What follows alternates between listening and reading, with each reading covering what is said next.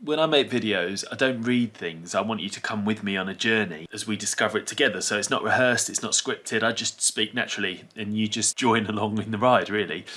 But there is something I'm going to read, and it's from when I went to Cornwall in June 2021.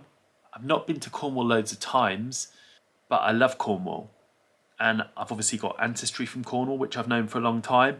And I'm going to read my Instagram posts about this trip to Cornwall, so you can join with me on this journey. So here we go. So this is the bus stop in Kuggar. They don't do bus stops like this in London. Currently I'm enjoying the views from the upper deck. I'm on my way to Kresen Kernow in Redruth to see what I can dig out from the archives on my Cornish ancestors. And off I went. So here I am at Kresen Kernow. My grandpa's grandmother, Elizabeth Johanna Pasmore, was a Cornish woman, with her family being from Falmouth, Fowey, Gorran, Mevagissey and Penryn. It means my grandpa Will was a quarter Cornish, but I'm not sure even he knew, as Elizabeth emigrated to Australia before he was born, where she died.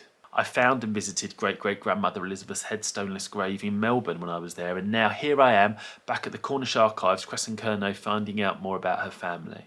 I feel like I've followed a story from one side of the world to the other and back again, tracking down the family backstory of my Cornish great-great-grandmother Elizabeth at Kresen Kernow.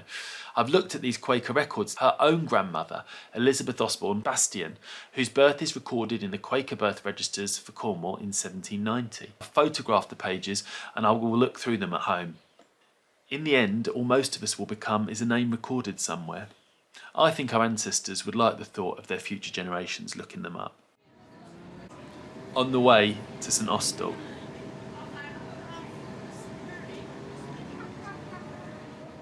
This is the Quaker Meeting House, their equivalent of a church in St Austell. It was built in 1829, so not where my ancestor Elizabeth Osborne Bastian's birth would have been recorded in 1790. Next stop, Mevagissey.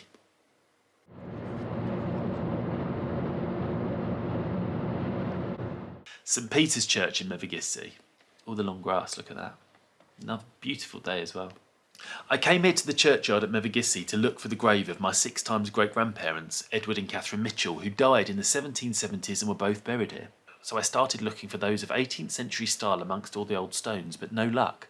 They all seem to date from later on. And an old-looking tombstone caught my eye leaning against a pile of other gravestones. I walked over to have a closer look. As I walked closer, I couldn't believe it, as the word Catherine and the date 1772 came into focus.